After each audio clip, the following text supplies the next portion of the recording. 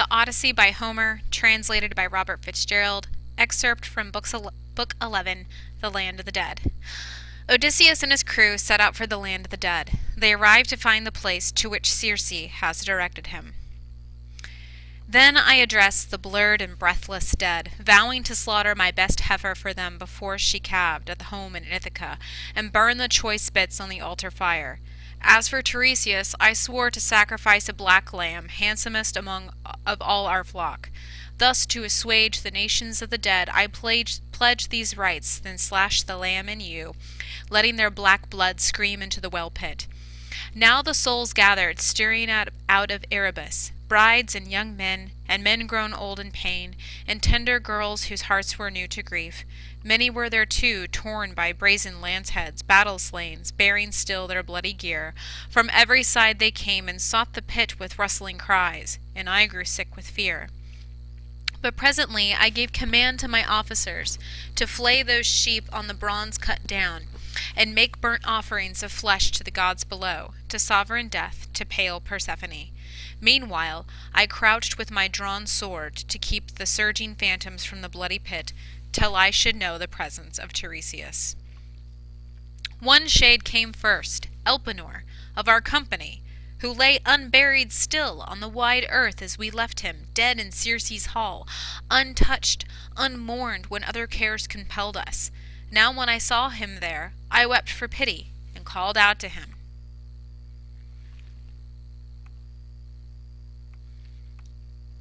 How is this, Elpenor? How could you journey to the western gloom swifter of foot than I in the black lugger? He sighed and answered, Son of great Laertes, Odysseus, master mariner and soldier, black luck shadowed me and no kindly power. Ignoble death I drank with so much wine. I slept on Circe's roof, then could not see the long steep backward ladder coming down, and fell that height. My neck bone, buckled under, snapped, and my spirit found this well of dark. Now hear the grace I pray for, in the name of those back in the world, not here, your wife and father, and he who gave you bread in childhood, and your own child, your only son Telemachus, long ago left at home. When you make sail, and put these lodgings of dim death behind, you will moor ship, I know, upon Aea Island. There, O my lord, remember me, I pray. Do not abandon me, unwept, unburied, to tempt the gods' wrath, while you sail for home. But fire my corpse, and all the gear I had, and build a cairn for me above the breakers, an unknown sailor's mark for men to come. Heap up a mound there, and implant upon it the oar I pulled in life with my companions. He ceased, and I replied, Unhappy spirit, I promise you the barrow and the burial.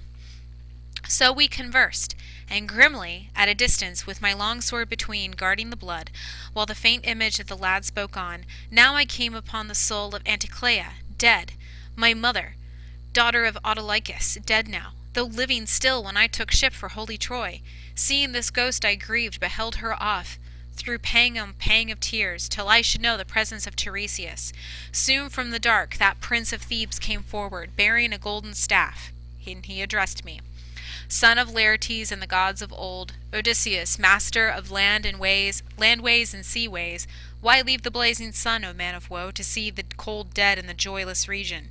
Stand clear and put up your sword, but let me taste of blood. I shall speak true. At this I stepped aside, and in the scabbard let my long sword ring home to the pommel of silver, as he bent down to the sombre blood.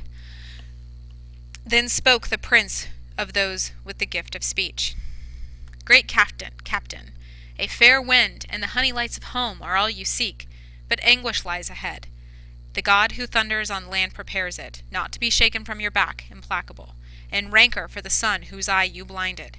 One narrow strait may take you through his blows, denial of yourself, restraint of shipmates. When you make landfall on Thrinacia first and quit the violet sea, dark on the land you'll find the grazing herds of Helios, by whom all things are seen, all speech is known. Avoid those kine, hold fast to your intent, and hard seafaring brings you all to Ithaca. But if you raid the beeves, I see destruction for ship and crew. Though you survive alone, bereft of all companions, lost for years, under strange sail you shall come home, to find your own house filled with trouble, insolent men eating your livestock as they court your lady. Aye, you shall make those men atone in blood. But after you have dealt out death, in open combat or by stealth, To all the suitors, go overland on foot, and take an oar, until one day you come where men have lived with meat unsalted, never known the sea, nor seen sea-going ship with crimson bows and oars that fledge light holes for dipping flight. The spot will soon be plain to you, and I can tell you how. Some passer-by will say, "What winnowing fan is that upon your shoulder?" Halt, and implant your smooth oar in the turf, and make fair sacrifice to Lord Poseidon, a ram, a bull, a great buck-boar. Turn back and carry out pure hecatombs at home, to wide heaven's lords, the undying gods, to each in order. Then a sea-born death, soft as this hand of mist, will come upon you when you are wearied out with rich old age, your country folk in blessed peace around you, and all this shall be just as I foretell. Odysseus speaks to the shade of his mother. She tells him that Penelope and Telemachus are still grieving for him, and that his father Laertes has moved to the country where he too mourns for his son. Odysseus's mother explains that she died from a broken heart. Odysseus also speaks with the spirit of many great ladies and men who died, as well as those who are being punished for their earthly sins. Filled with horror, Odysseus and his crew set sail.